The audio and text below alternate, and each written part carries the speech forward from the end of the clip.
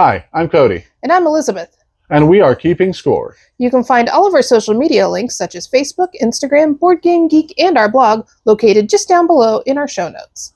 And don't forget to hit like and subscribe so you can always see our newest content. So today we're going to be reviewing Tag Team by Scorpion Mask, published by or distributed by Hachette Studios. So, Tag Team is what they describe as an auto battler deck builder, and it's pretty unique as far as I've ever played in the game. With a twist. Yeah, there is a twist. So, most deck builders, you'll buy new cards and shuffle everything together and play another round with 5 cards or whatever number they pick. This one, you'll start the game with 2 cards. It is your primary attack for whatever 2 fighters you have on your team. There are 12 fighters in the box. All of them have unique powers, unique decks, and there's an entire fighter's guide, which she's holding up, that teaches you what each fighter does. So right here, you'll see the way you're targeted is whatever card is out is the fighter that's currently up. So right now, my Twin Serpents is up, which will do damage to one of hers. However, her Aflame comes up. So what that means with her ability is she would put a fire token on Mephisto. If she fills him up with 5 fire tokens, you lose. That's it. You lose the whole game. However, if you deal enough damage to knock out either fighter on a team, they lose the game. When you add a new card, this is where that twist comes in, you'll draw 3 off this deck. And it's mixed with cards from both fighters. You'll look at it, you'll try to anticipate what's in their deck that you saw last turn, because you're going to want to play something to counter it. So maybe I want to put a Vicious Riposte on there as my top card. These get shuffled in at the bottom, so they won't come up again for a while. That way, when she plays Aflame, this doesn't do anything to help me, but it does change the Aflame target to Mordred, resetting the target on Mephisto so he doesn't burn. So there's a lot of strategy between that because you're only allowed to put 1 new card in each round, and you have to remember and try to remember what your opponent has coming up so you can counter it. And they're doing the same. And every combination of 2 fighters plays completely differently, so there's a lot of replayability here. It's not quite like any other game I've played. So I really think that was a cool twist, for sure. So I after the very first round that we played, I was playing a guy that was supposed to transform into a bear. And I was almost to the point of transforming into a bear when he killed me. So we brought out these new guys and said, okay, we're going to try again. And I annihilated him very fast with this flame right off the go. And then the next 2 rounds I lost. Because I'd lost my secret weapon of him not knowing the fact that if I put 5 fire tokens on him that he was dead. I kind of call this like aggressive memory because you've got to remember what cards they've played.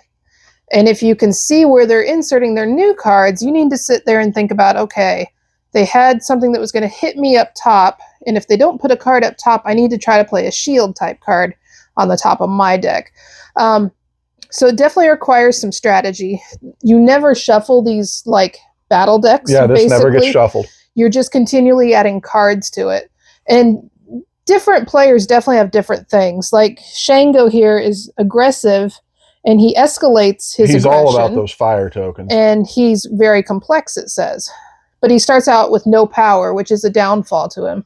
Whereas Mama Bridget is all about control and she's immortal. So on Mama Bridget, if you get down to the point where you're almost knocked out, but you go past the knockout in the attack that you've gotten, you can actually revive back up to number 4, which is a very handy thing. Yeah, but neither one of these had a whole lot of initial power, which kind of caused an issue.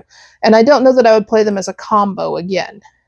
Yeah, I mean, from the experience point of view, I like that there's teams like that because there's a lot of ways you can make this game and kind of tailor the victory to the way, or the difficulty to the way you want. Because while they may not make a perfect combo, I am sure there's somewhere in there that you can win with them.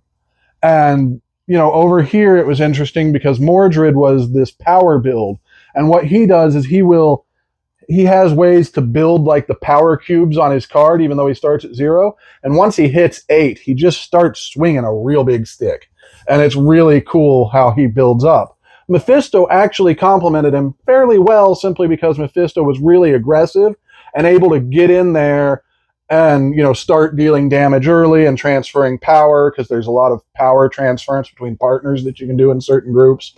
So there was a lot of strategy here, and it just felt new and unique, and I will enjoy playing this anytime somebody wants to bring it to the table. Now, we were given this for the point of review, so it was not something I bought.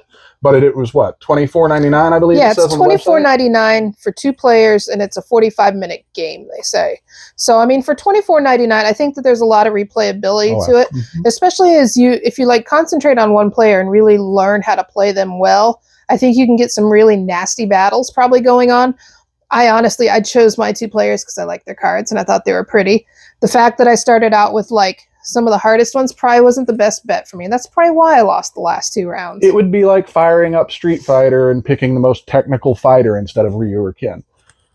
So, yeah, I mean, you create your ultimate duo. An interesting thing that they did include in the box was this picture that says 2026. So next year we might be looking at looks like Arthurian Legend, which makes sense because we've already got Mordred. So yeah, so there's going to obviously be some expansions prior to this because you have 12 fighters currently, and while you can fight with them in all sorts of combinations, my guess is that they're going to start throwing other fighters with other abilities into this eventually. The sky is the limit. I mean, as long as they can keep up with new ideas for new fighters, there's no reason they shouldn't, because I will play every one of them. It was that much fun. What would you give your score for it?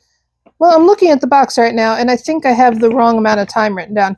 It's saying 15 minutes. That's about right. It took 10 to 15 minutes once we learned how to play. Not 45. I was getting distracted somehow. So, as a score, right now I'd give it a 7. And it's mainly because I think if I sat down and like read through this fighter's guide, like front to back, and I could figure out some of the nasty things some of these people could do, I think I could be pretty good at this game. It's not necessarily hard to learn, but it's pretty easy to lose if you're not paying attention, because like some of these guys, they were dealing 5 damages to me. And when you only have like 15 to handle, it's pretty quick to get knocked out. Yeah, I mean, I could see this.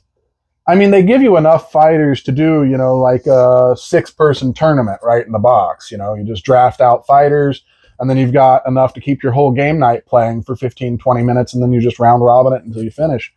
I think this is really good for any game night at any point in the night, as long as you want something that's a little more fast-paced and aggressive. I'm going to give this a solid... I'm going to give it an 8.5 right now. I think until I learn more of the fighters and get to play against more people and, dig a little deeper into it than reading through the fighter's guide and playing 5 or 6 games, I think it's an 8.5 is a good score for this. So yeah, so that's our review of Tag Team. It's been a pretty popular game. Oh, absolutely. Among the reviewers and among people who bought it at Gen Con.